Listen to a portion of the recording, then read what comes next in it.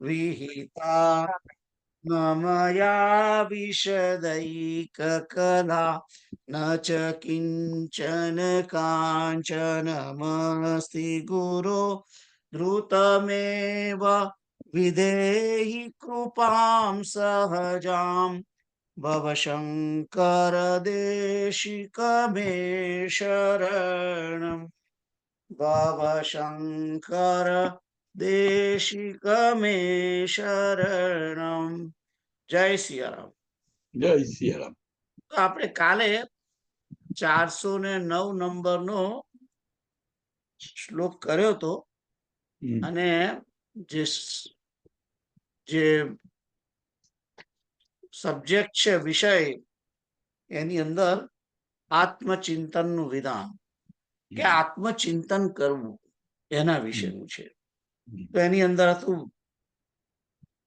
કિમપી સતત બોધમ કેવલાનંદ રૂપમ નિરૂપમમતિ વેલમ નિત્ય મુક્તમ નિરેહમ નિરવધિ ગગનાભમ નિષ્કલમ નિર્વિકલ્પમ હૃદિ કલયતિ વિદ્વાન બ્રહ્મ પૂર્ણ સમાધો.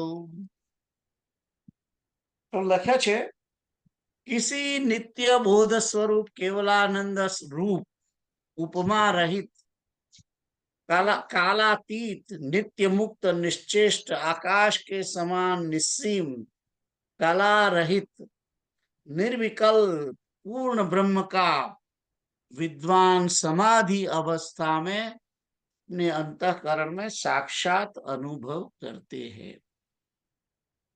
तो જ્યારે સમાધિ અવસ્થામાં જાય છે વ્યક્તિ, વિદ્વાન પુરુષ, ત્યારે એ સમાધિ અવસ્થાની અંદર અંતઃકરણમાં એ પોતાના આત્માનો સાક્ષાત અનુભવ કરે છે અને એ આત્મા કેવો છે એને એની અનુભૂતિ કેવી થાય છે.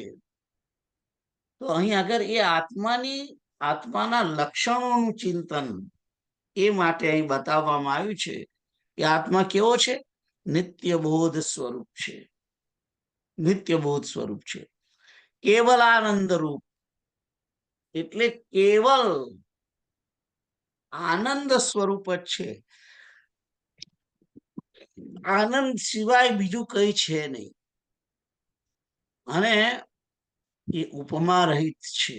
એને કશાયની ઉપમા આપી શકાય નહીં, કારણ કે ઉપમા આપવા જેવી જે વસ્તુઓ છે એ બધી તો જડ છે, માયિક છે. એને આ જીવ આ આત્માની સાથે ઉપમા આપી શકાય એમ છે જ નહીં. એટલે ઉપમા રહિત છે, કાલાતીત છે.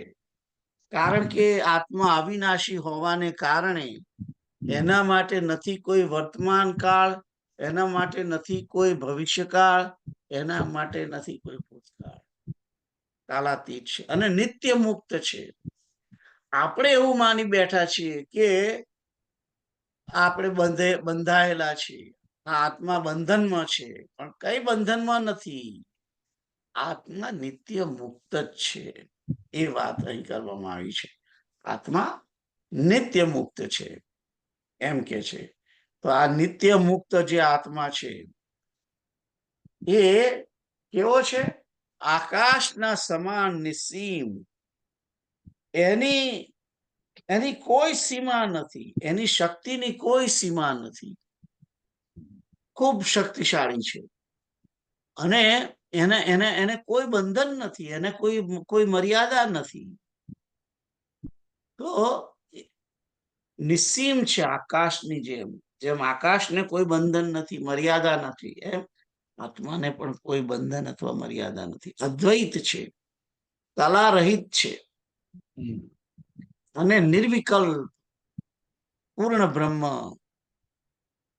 નિર્વિકલ્પ એટલે સંકલ્પ વિકલ્પ થી પણ પર છે. અને એ આત્મા જે શુદ્ધ બુદ્ધ ચૈતન્ય સ્વરૂપ છે તે પરમાત્માના ચિત્કણ સ્વરૂપ છે. એ આત્મા પરમાત્માના જેવો જ છે. તો આ વિશે હવે તમે તમારે 409 માં જે લખ્યું હતું એ વાંચો. આનો આવો મિનિંગ કોઈ ગીતાના શ્લોકમાં ખરો કે?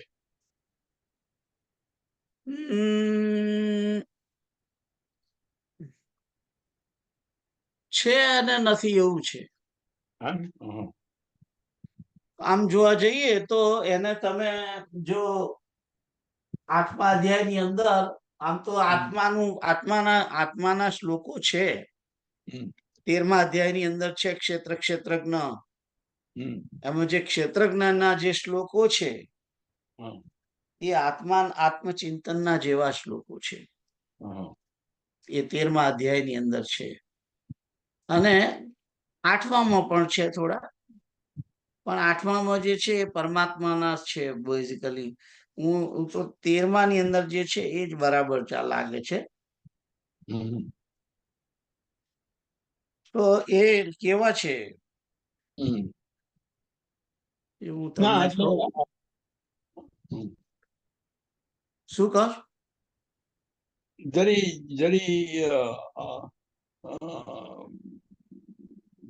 વધારે પડતું થોડું વધારે સિમ્પ્લિફિકેશન થાય તો સારું ગીતાના શ્લોક દ્વારા, કારણ કે આ તો બધું કોમ્પેક્ટ બહુ છે. આ ચૂડામણી કોમ્પેક્ટ છે એકદમ. કોમ્પેક્ટ તો છે જ, નો ડાઉટ કોમ્પેક્ટ છે. પણ કોમ્પેક્ટ વધારે એટલા માટે છે લાગે છે કારણ કે આપણે વચ્ચે વચ્ચે બહુ ગેપ પાડી છે. એટલે જે તમારે આમાં શું છે કે આની અંદર તમારે કન્ટિન્યુઇટી બહુ જોઈએ, તો તમે એને બરાબર સમજી શકો. ના 13મામાં નથી, આત્માના શ્લોકો છે પણ એ બીજામાં છે થોડા, પણ એ તો નૈનમ છિંદંતી શસ્ત્રાણી ને એ રીતે છે, બધા નથી એટલા બધા. ઓકે, હવે હું વાંચું તારે. किसी नित्य बोध स्वरूप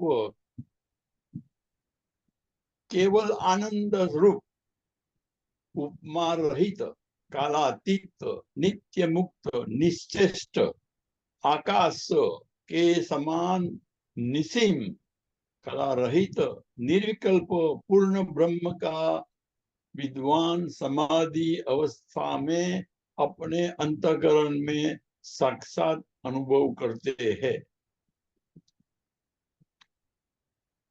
भावार्थ, जब योगी समाधि अवस्था में स्थित होता है तो उसका संबंध शरीर, इंद्रिया, मन, बुद्धि आदि से छूट जाता है तथा ऐसी स्थिति में वह अपने अंतःकरण में उस चैतन्य आत्मा का अनुभव करता है जो पूर्ण ब्रह्म ही है, जो उपरोक्त गुणों वाला है। જે ગુણો બતાયા એ રાઈટ ઉપરોક્ત ગુણો વાળા હે. નિત્ય બોધ સ્વરૂપ એટલે કે જ્ઞાન સ્વરૂપ.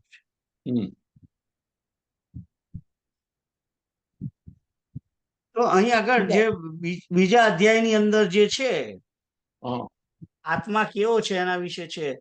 અછેદ્યોયમ અદાયોયમ અક્લેદ્યો અશોષ્ય વચ નિત્ય સર્વગત સ્થાણુર અચલમ અચલોયમ સનાતન. તો અછેદ્ય આત્મા, અદાહ્ય, અક્લેદ્ય, અશોષ્ય છે એ બધું તો ખબર પડે છે, છેદી ના શકાય. એ આત્મા અદાહ્ય એટલે એને સળગાવી ના શકાય. અક્લેદ્ય એટલે એને ભીનો કરીને એ ના કરી શકાય. અશોષ્ય એટલે એનું શોષણ ના કરાય.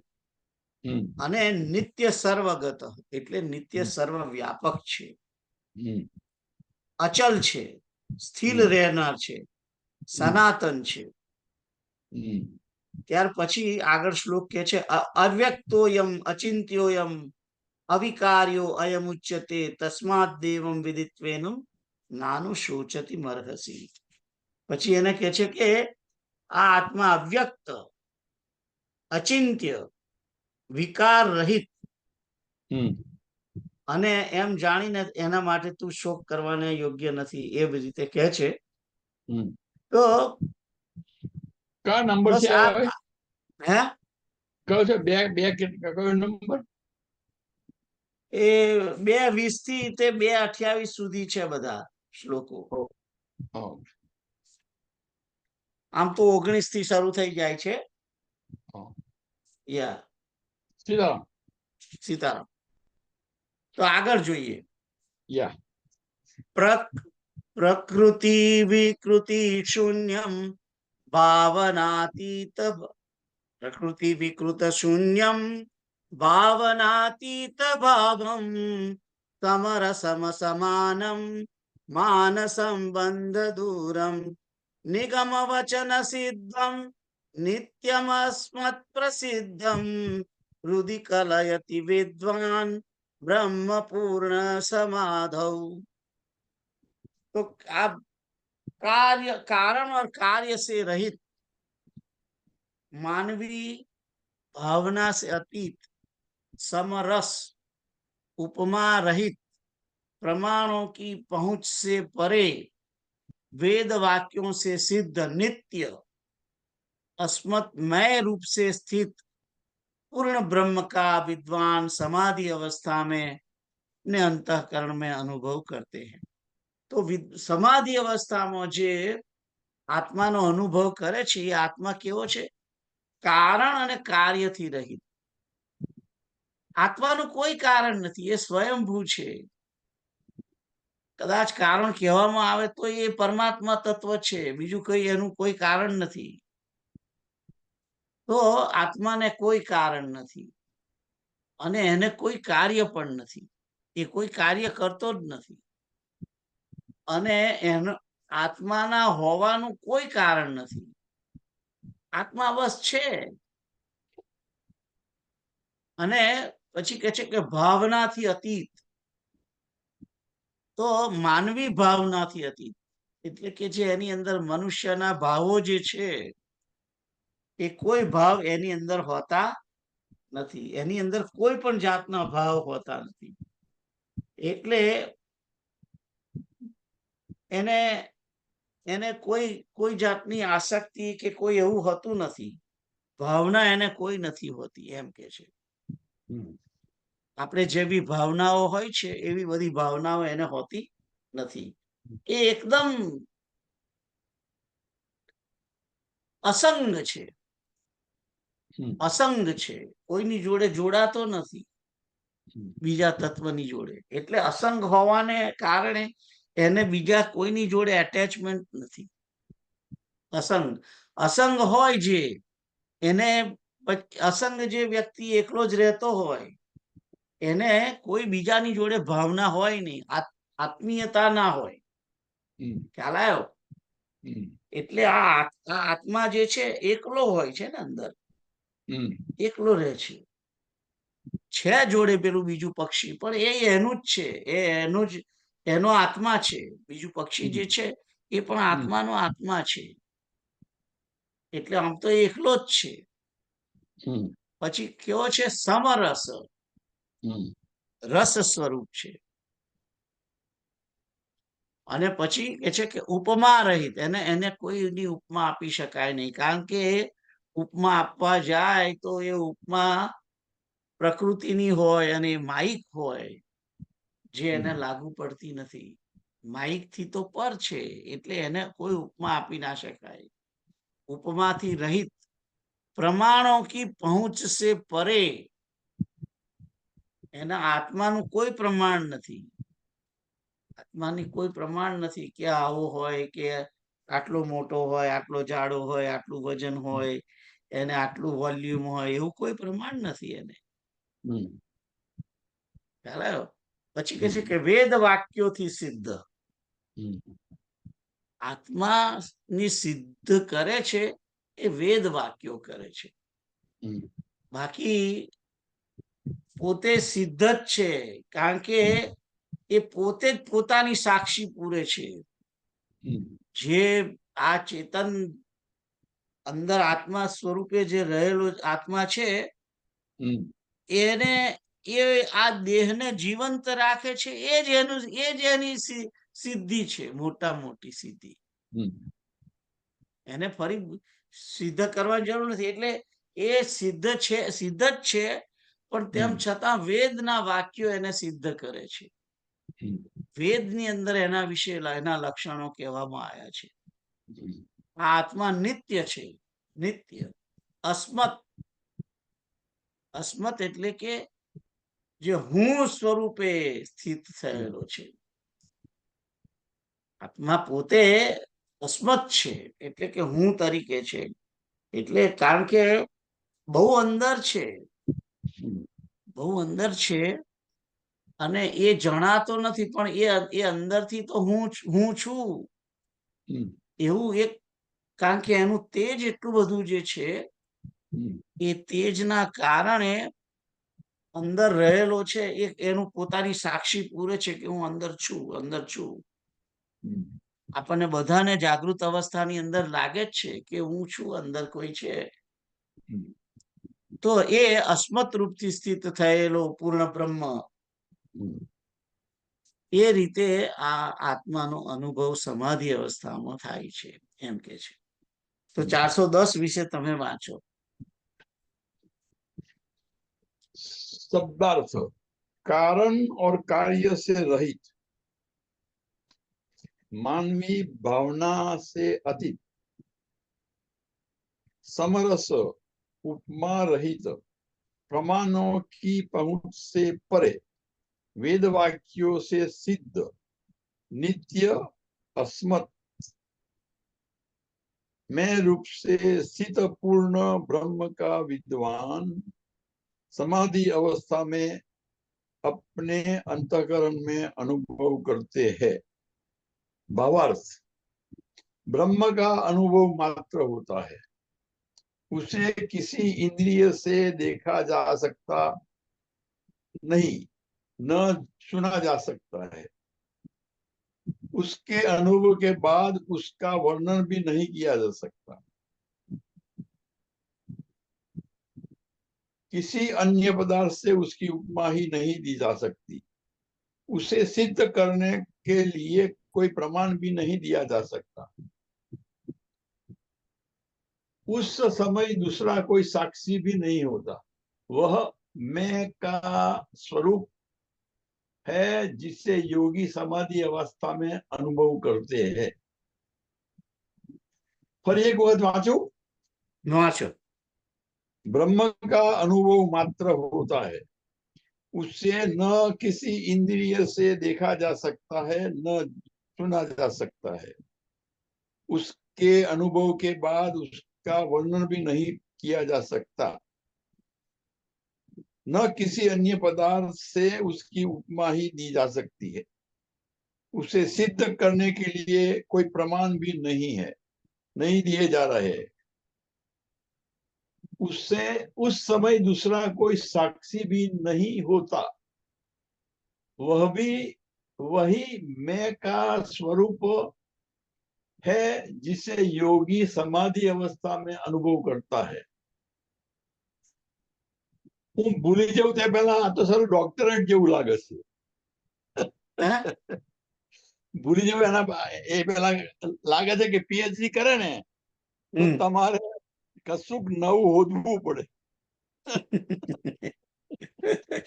કોપી ના મરાય. એના જેવું લાગે જ નહીં.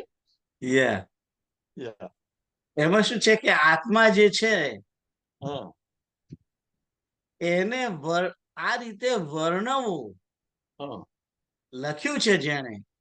હમ, હવે આ લખવામાં આ તો આવ્યું, બરાબર છે, લખ્યું બધું કે આવો છે, આવો છે, આવો છે, આવો છે, હમ, પણ જેને તમે એને અનુભવી શકો, હમ, અને અનુભવી શકી હમ. અને પછી એને પ્રસ્તુતિ કરવાની હોય તો જડ એની પ્રસ્તુતિ કેવી રીતે કરી શકે? તમે વિચાર કરો.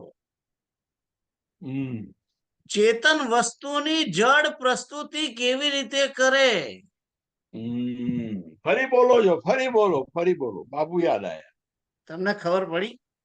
ફરી બોલો જે બોલ્યા. જે જડ વસ્તુ છે હા, એની પ્રસ્તુતિ ચેતન કેવી રીતે કરે? એને અનુભવે છે અંદર પોતે. હા, એ અનુભૂતિ એ પોતાના આત્માની જ અંદર ને અંદર જ અનુભૂતિ છે. તમે ઊંધું ના બોલ્યા. એ હું એ પણ ચેતન આત્માને અનુભવ કોણ કરે છે? આત્માનો અનુભવ કોણ કરે છે? ચિત્ત. ચિત્ત, અંતઃકરણ. હા. અંતઃકરણ કરે છે ને, લખ્યું છે ને અહીં, અંતઃકરણ અનુભવ કરતે હૈ. હા. અંતઃકરણમાં મન, બુદ્ધિ, હા. ચિત્ત, ચિત્ત અને અહંકાર. હા. બરાબર છે. હમ. હવે મન જડ છે, બુદ્ધિ જડ છે, ચિત્ત જડ છે, અહંકાર જડ છે. હમ. આ જડ જે પંખો હોય, હમ. એ પંખાને ઇલેક્ટ્રિસિટી અડાડો એટલે પંખો તરત ચાલુ થાય, એને અનુભવ આવે કે અંદર ઇલેક્ટ્રિસિટી આવી. હમ. પછી એ પંખાને તમે કહી શકો ઇલેક્ટ્રિસિટી, એ તે વખત તો એ કશું કહી ના શકે કે આ કેવો છે આત્મા. હમ. જ્યારે એ એનો અનુભવ કરી રહ્યો છે હમ. ત્યારે તો એના અનુભવ વિશે એ પોતે વર્ણન કરવા શક્તિમાન જ નથી.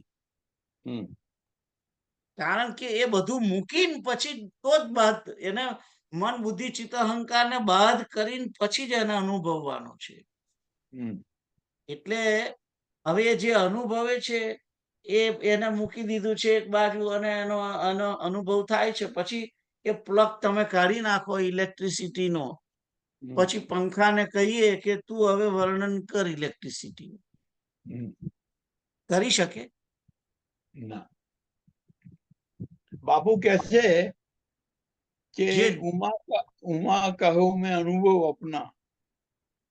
સત હરિભજન જગત સબ સપના. હા, પણ બાબુ એવું કહે છે કે અનુભૂતિ વર્ણવી ના શકાય. તો એ જ કહું છું બસ એટલે હું કે મારું જે ચેતન કર્યું, જે ચેતને અનુભવ્યું છે, જે ચેતનની અનુભૂતિ જડ હા. પ્રસ્તુતિ ના કરી શકે. Okay, beyond its limit. યા યા યા. એટલે આ જેણે લખ્યું છે, જેણે આ શ્લોક બનાયા, જેણે બી આ બધું લખ્યું છે, હા. એ પોતે પછી કલ્પના કરીને લખે છે. હા. એને તમે તમે એમ કહો જીભને, હા. તમારા મોઢામાં હા. શ્રીખંડ મૂકે હા.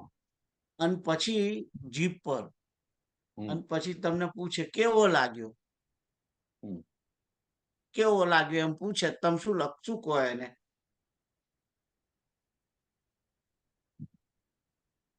શું કહો તમે એને? હે? કેસર નચારોલી વાળો હતો. એટલું જ કહી શકું. અથવા બહુ કહો કે મીઠો હતો, મધુર હતો. પણ મધુર એટલે શું? મીઠું એટલે શું? એને તમે તો ના મૂકી શકો ને પેપર પેન વડે. જે અનુભવ તમને થયો છે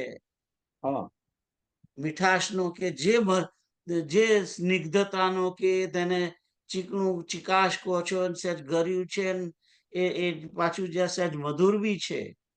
હવે ગરી વસ્તુ બી છે અંદર ને મધુર પણ છે. હવે આ મધુરતાને કેવી રીતે તમે કહી શકો? મધુરમ અધરમ મધુરમ મધુરાધિપતે રખિલમ મધુરમ. હે? એટલે શબ્દો પાછા પડે. હા, હવે તમે સમજ્યા. તો પાછા પડે કે આ ટૂંકા શબ્દો પડે, પાછા પડે એવું છે બધું.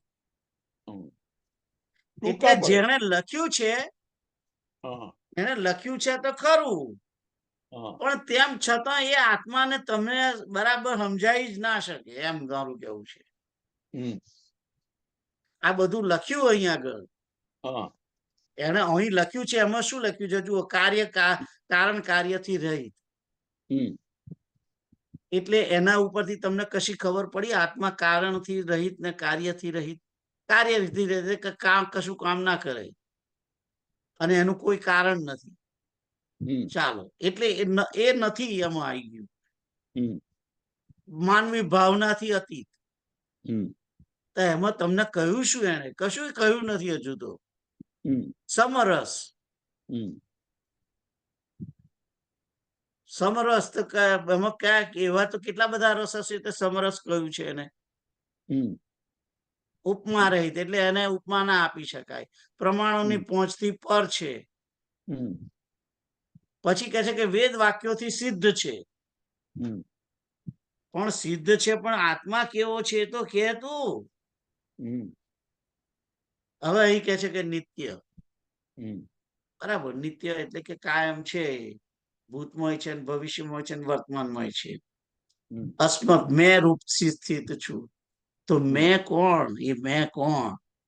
હમ એટલે આ ચેપ્ટર થોડું અઘરું પડે એનું કારણ છે હમ કે જેનું વર્ણન ના થઈ શકે, જે અનુભવી પછી એને કહી ના શકાય, એના માટે કોઈ પ્રયત્ન કરીને જે લખ્યું એને શબ્દો, એ તો એને લખ્યા શબ્દો, પણ તો છતાં એનું વર્ણન તો તમે સમજી ના શકો, એમ મારું કેવું છે. હમ ખ્યાલ શબ્દાતીત આવ્યો? છે. હે શબ્દાતીત શબ્દાતીત છે. શબ્દાતીત છે, બસ. હા માયાથી પર છે.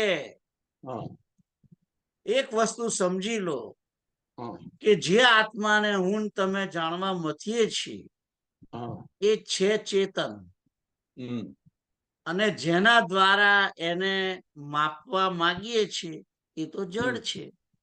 હમ તમે જેનો પત્તો હોદવા નીકળ્યા છો કે હા આ શું છે, એના માટે જે તમારી જોડે ઇક્વિપમેન્ટ હોવું જોઈએ, ઇક્વિપમેન્ટ તો જડ છે તમારી જોડે. હમ યા ખ્યાલ આવે છે? બરાબર બરાબર. યા સીતારામ સીતારામ. ના હવે અજરમ. હા, થોડી મજા આવી આગળ હવે. અજરમ અમરમસ્તા ભાસ વસ્તુ સ્વરૂપમ સ્થિતમિત સલિલ રાશિ પ્રખ્યમાખ્ય વિહીનમ તમિત ગુણ વિકારમ શાશ્વતમ શાંતમેકમ હૃદિ કલયતિ વિદ્વાન બ્રહ્મ પૂર્ણ સમાધૌ.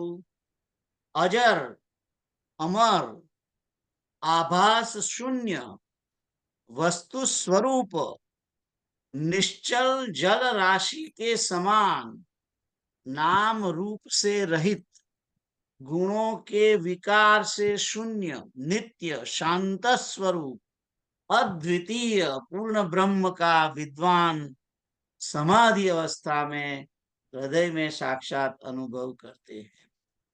तो समाधि अवस्था अंदर જે પૂર્ણ બ્રહ્મ જે છે એનું અનુભવ કરે છે, એ પૂર્ણ બ્રહ્મ આત્મા કેવો છે?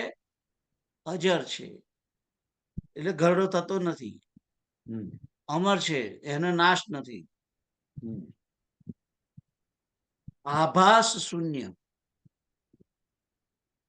આભાસ શૂન્ય એટલે કે એનો કોઈ આભાસ તમને થાય નહીં એમ. અહીં કહ્યું છે વસ્તુ સ્વરૂપ. આ વસ્તુ સ્વરૂપ જે છે તો કઈ વસ્તુ? ચેતન વસ્તુ, જળ વસ્તુ, કઈ વસ્તુ? વસ્તુ સ્વરૂપ લખી દીધું અહીંયા. વાસ્તુની વાત કરીએ આપણે, વસ્તુનો અર્થ તો કોઈ પણ વસ્તુ થઈ જાય ને. માઇક થાય માઇક. માઇક એટલે વસ્તુ સ્વરૂપ મને એ ખોટું મને લાગે છે. હજુ હું પેલા ભાવાર્થ વાંચી કાઢું એક વખત. વાંચો. ब्रह्म का अनुभव योगी को समाधि अवस्था में होता है. इस अनुभव से ज्ञात होता है कि वह प्रकृति के गुणों से रहित, उससे सर्वथा एक भिन्न तत्व है जो अजर अमर नित्य एवं शाश्वत है. उससे भिन्न दूसरा कोई तत्व सृष्टि में नहीं है. वही पूर्ण है जिसकी अभिव्यक्ति ही सृष्टि रूप में हुई है. प्रकृति भी उससे भिन्न नहीं बल्कि उसी की शक्ति मात्र है जो ब्रह्म की सहायता से ही सृष्टि रचना करती है। એ હે. हम्म,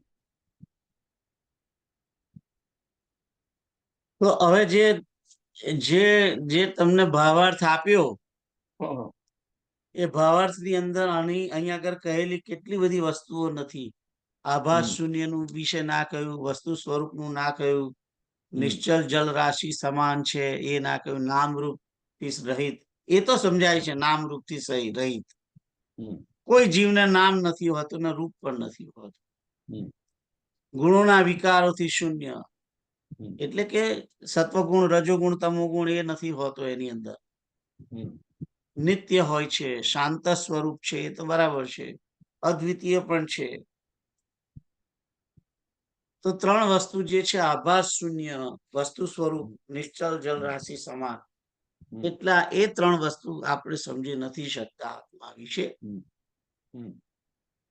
તો જવા દઈએ એને, ખ્યાલ આવ્યો.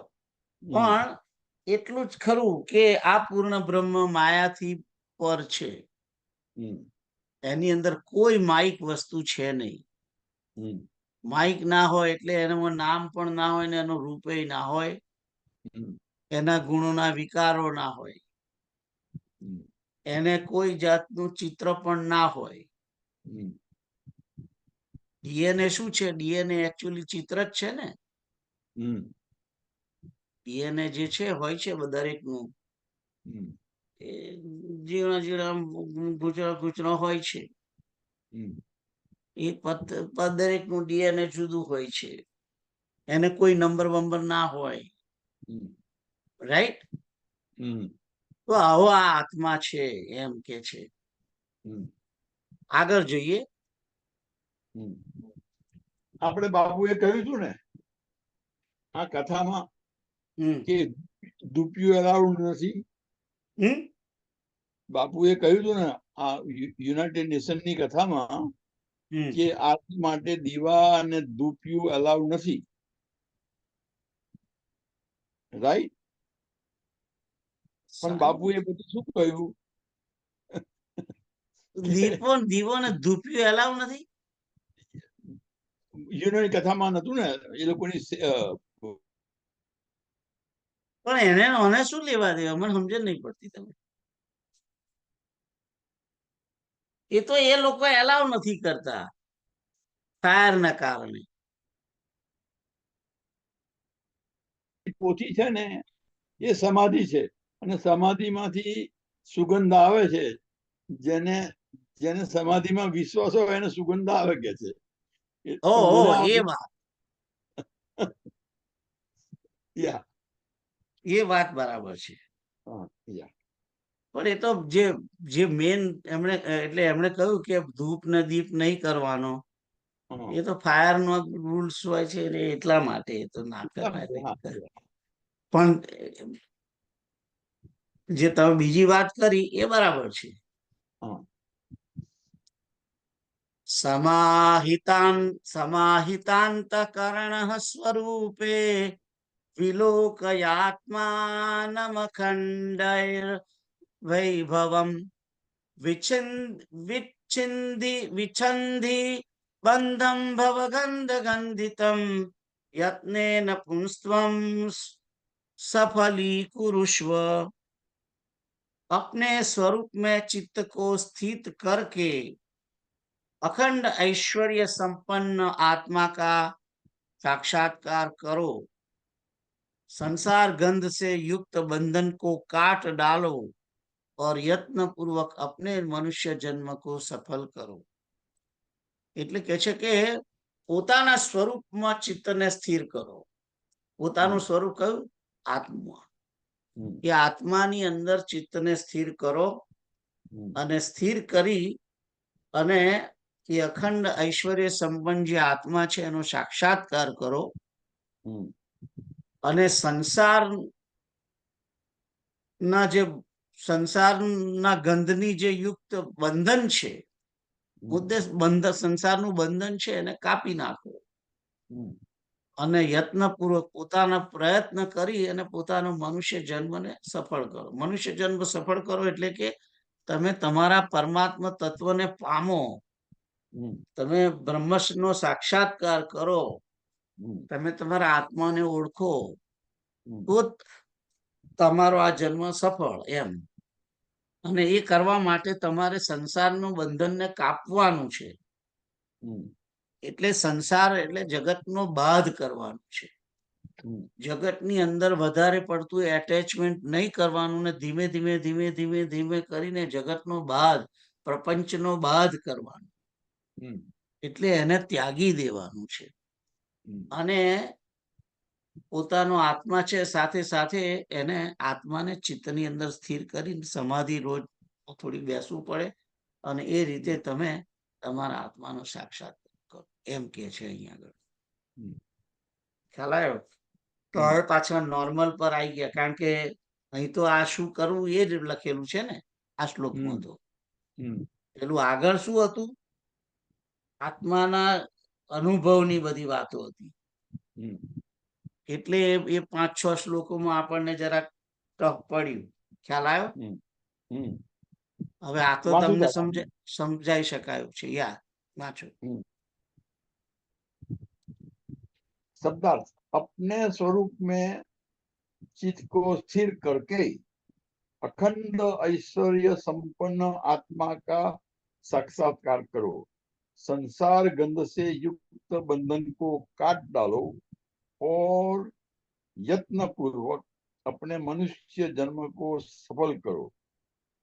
भावार्थ, मनुष्य की चेतना शक्ति अपनी विकास प्रक्रिया से गुजर रही है.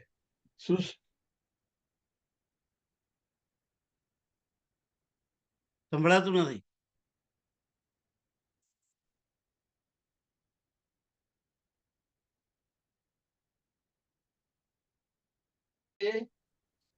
गुजर रही है. सृष्टि उत्पत्ति में सर्वप्रथम जड़ पदार्थ अर्थात भौतिक पदार्थ अस्तित्व में आए. पृथ्वी मंडल पर सर्वप्रथम इन्हीं का विस्तार था. इनके परस्पर संयोग से वनस्पति, जीव जंतु, पशु पक्षी एवं अंत में मनुष्य उत्पन्न हुआ, जो चेतना की विकास प्रक्रिया में सर्वोच्च स्थान रखता है. किंतु इसके भी और अधिक विकास की संभावनाएं है. मनुष्य के भीतर अभी भी सभी ईश्वरीय शक्तियां विद्यमान है, जिनका प्रकटीकरण स्वाभाविक रूप से नहीं हो सकता. उसके लिए साधना अनिवार्य है, जिससे इस सुप्त शक्तियों को जागृत किया जा सके. इसके जागरण की अंतिम स्थिति में वह इन समस्त संसार बंधनों से मुक्त होकर अपनी संपूर्ण सुप्त शक्तियों का विकास कर वह स्वयं ब्रह्म स्वरूप ही हो जाता है, तथा अन्य सभी प्रकृति की विकृतियों को दूर कर सकता है. यही उसकी मुक्तावस्था है. यही मनुष्य जन्म की सफलता है, जो अपने वास्तविक स्वरूप को जान लेने से ही संभव है. मनुष्य को इसका प्रयत्न करना चाहिए. आ तो बड़े भाग मानस अनुभवવાની એ आई. તો એ જ કે છે ને કે મનુષ્ય જન્મને સફળ કરો. હા, યા. અને અહીંયા આગળ अरविंद घोषનો संकेत છે. मनुष्य को भीतर अभी भी ईश्वरीय शक्तियां विद्यमान है, जिनका प्रगटीकरण स्वाभाविक से नहीं हो सकता. उसके लिए साधना अनिवार्य है, जिससे इन सुप्त शक्तियों को जागृत किया सके. અહીં અગર અરવિંદ લાગે છે. મને અરવિંદની કશી ખબર નથી. અતિ માનસ છે ને, અતિ માનસ અરવિંદ નું એ લાગે છે અહીંયા આગળ. इसके जागरण की अंतिम स्थिति में वह इन समस्त संसार बंधनों से मुक्त होकर अपनी संपूर्ण सुप्त शक्तियों का विकास कर वह स्वयं ब्रह्म स्वरूप ही हो जाता है और अन्य सभी प्रकृति की विकृतियों को दूर करता है। यही उसकी मुक्तावस्था है और यही मनुष्य जन्म की सफलता है। इसके वास्तविक स्वरूप को जानने लेने से ही संभव है। मनुष्य को इसका प्रयत्न करना चाहिए। सीताराम सीताराम। सीताराम सीताराम। हाँ। આગળ જઈએ। हम्म, सर्वोपाधि विनिर्मुक्तम सच्चिदानंदमद्वयम् भावयात्मानमात्मस्थम न भूय कल्पसे ध्वने। समस्त उपाधियों से रहित अद्वितीय सच्चिदानंद स्वरूप अपने अंतःकरण में आत्मा का चिंतन करते रहो, इससे फिर तुम संसार चक्र में नहीं पड़ोगे। એટલે એમ કે છે કે તમે નિત્ય हम्म, જ્ઞાનીને શું આજ્ઞા કરી છે? આ हम्म, આત્માનું ચિંતન કર્યા કરવાનું। हम्म, આત્માનું ચિંતન એટલે હું આત્મા છું, હું શુદ્ધ બુદ્ધ છું, हम्म, હું દેહ નથી, હું हम्म, પુરુષ નથી, હું સ્ત્રી નથી, हम्म, હું આત્મા છું, એક છું, અવિનાશી છું, हम्म, મારે કોઈ બંધન નથી, મારે કોઈ મુક્તિ નથી। આ બધું જે જે જે, આનું આનું બહુ મોટું લિસ્ટ છે। हम्म, આત્મચિંતન જે છે ને हम्म, એનું હું તમને લિસ્ટ મોકલી આપીશ। हम्म, બિંદુ ઉપનિષદ અને 2-3 ઉપનિષદની અંદર हम्म, કેવી રીતે આત્મચિંતન કરવું જોઈએ એના વિશે લખેલું છે, એના વિશે આપેલું છે। તો હું તમને મોકલીશ કે, અને એમાં આ જ બધું બધું બોલ બોલ કરવાનું અને તમારે એનું ચિંતન કરવાનું છે। हम्म, એનું આખું બહુ મોટું, એક મિનિટ તમને મોગમમાં બતાવી દઉં કઈ જગ્યાએ છે। हम्म,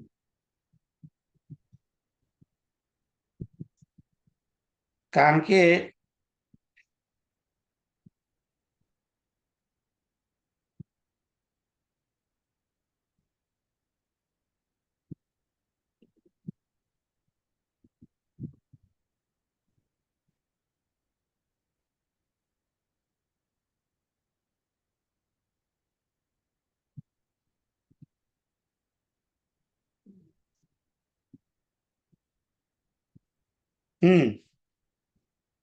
તેજો બિંદુ ઉપનિષદ,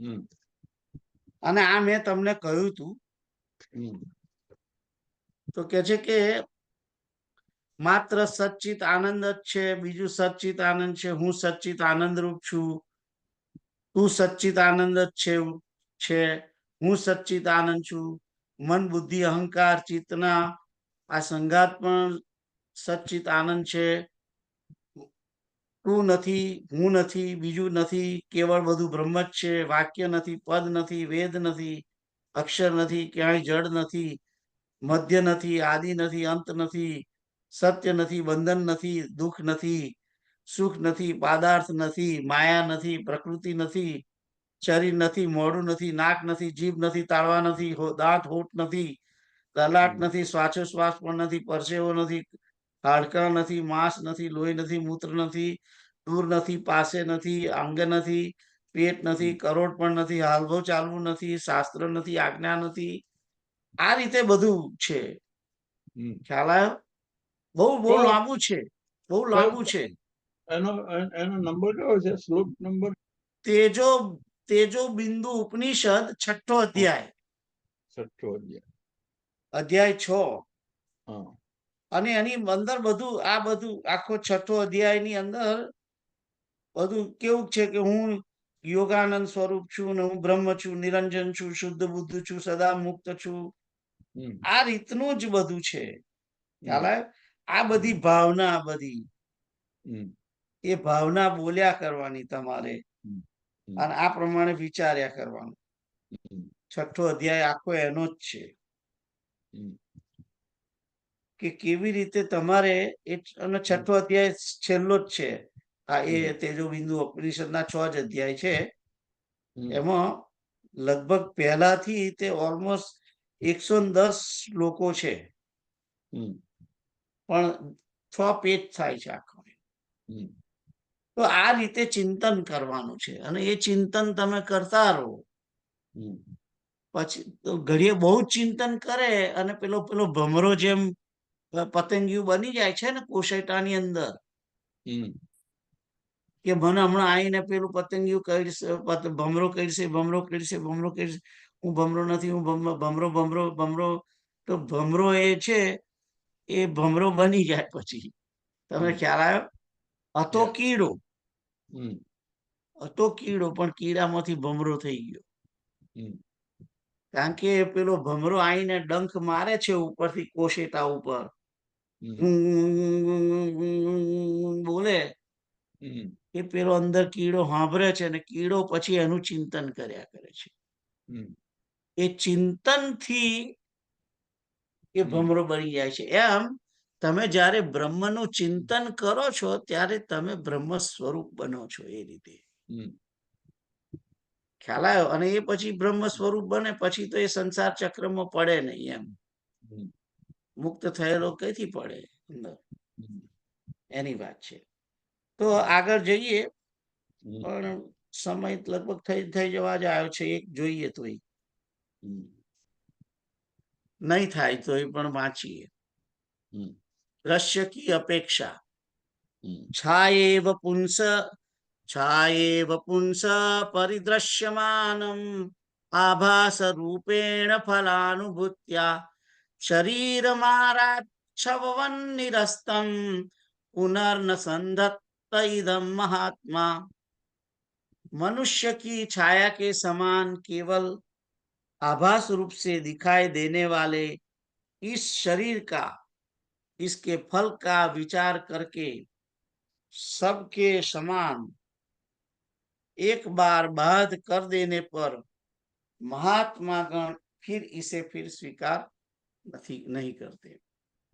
એટલે અહીં આગળ પોતે આત્મ સ્વરૂપ છે એનું ચિંતન જ્યારે કરે બહુ, અને પછી આ દેહ જે છે એની ઉપેક્ષા કરવાની, એની વાત અહીં આગળ કરે છે. કે આ મનુષ્ય કે છે કે આભાસની જેમ આ દેહ દેખાય છે, પણ ખરેખર દેહ નથી. અને કદાચ જો આ દેહ છે તો એ દેહનું ફળ શું? એને પ્રાપ્ત કરીને શું કરવાનું? તો એનો અંતે એની ગતિ શું? અંતે તો એને મરવાનું છે ને, દેહ મરવાનો છે. એટલે એ દેહ મરવાનો ત્યારે સબ સમાન હોય, અને અંતે આ દેહની ગતિ કઈ? કે કાં તો કૂતરાને ખાઈ જાય, કાં તો અગ્નિને મળે, કાં તો એને જો જળની અંદર પધરાઈ દે તો પેલા જીવો બધા ખાય, મનુષ્યોના, એના કોઈ કૃમિ ને એનું ભોજન બને. એમ ખ્યાલ આવ્યો? ગાય, કૂતરા, ગાય નહીં પણ એમ કે જે બીજા પ્રાણીઓ છે એનું ભોજન બને આ દેહ. અને નહીં તો પછી એના અગ્નિમાં દાખલ કરે, અને આમ માટીની માટી થઈ જાય પછી, એટલે આખરે માટી છે. તો આવી રીતે દ્રશ્યની ઉપેક્ષા, દ્રશ્ય એટલે આખું આ જગત જે છે તે, અને જગતને જોતા પહેલા પોતે પોતાનો દેહ તો જુએ કે નહીં? એટલે આ દેહને જ્યારે જોઈએ છીએ આપણે, ત્યારે આ દેહની ઉપેક્ષા, એના પ્રત્યે વૈરાગ્યની ભાવના પ્રગટ કરવાની, કે આખરે આ દેહ પ્રાપ્ત કરીને કર્યું શું મેં? આ 67 વર્ષ સુધી મેં શું ઉકાર્યું આ જીવનમાં? ખ્યાલ આવ્યો? અંદર જે 5 મહાભૂતનું જે બધું જે ગંદવાડો પડ્યો છે, એને અંદર રોજ ખાઉં છું ને એમાંથી ગંદવાડો બહાર કાઢું છું. हम्म, બેઝિકલી તો એ જ છે ને શરીરમાં. हम्म, આપણે મનુષ્ય છીએ એટલે થોડુંક વિચાર કરીએ છીએ આ તે બરાબર છે, પણ બેઝિકલી આ બીજા યોનિના પ્રાણીઓ જે છે,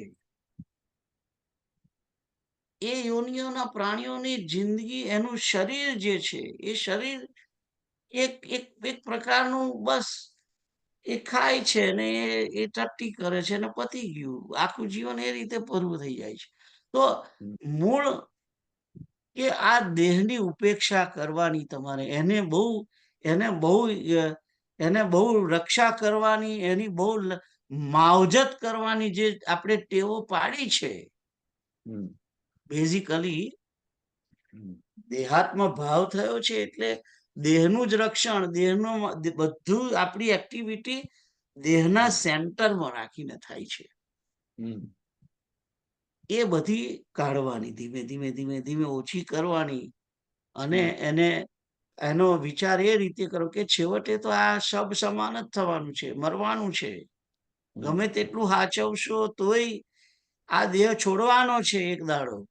हम्म, દેહ છોડવાનો છે. આ નિત્ય રોજે રોજ વિચારવાનું हम्म, કે આ દેહ છોડવાનો છે. બેગો તૈયાર રાખો અને ગમે ત્યારે તેડું આવે. हम्म, આપણે જાણે પેલા એના પર એરપોર્ટ પર બેઠા આવીએ અને પેલી એર હોસ્ટેસ છે એ બોલે કે હવે તમારી ફ્લાઇટ રેડી થઈ છે અને બોર્ડિંગ ચાલુ કરીએ છીએ. हम्म, એટલે આપણા બોર્ડિંગ નો ટાઈમ ક્યારે આવે કઈ કહેવાય જ નહીં કોઈને. ખ્યાલ આવ્યો? એટલે આ हम्म, ઉપેક્ષા, દ્રશ્યની ઉપેક્ષા हम्म, શરૂઆત પોતાનાથી કરવાની છે, એટલે આપણા દેહથી કરવાની, પછી हम्म, જગતની ઉપેક્ષા. એ આગળના બધા શ્લોકો આવશે ત્યારે એને પછી વિચારીશું. તો અહીંયા આગળ અને આ 414 નંબરનો જે શ્લોક છે અહીંયા આગળ બેસી રહીએ, અરે અહીંયા આગળ રોકાઈ જઈએ છે, કારણ કે हम्म, 9 થવા આવ્યા છે એટલે સંકીર્તન हम्म, કરીએ. હરે કૃષ્ણ હરે કૃષ્ણ કૃષ્ણ કૃષ્ણ હરે હરે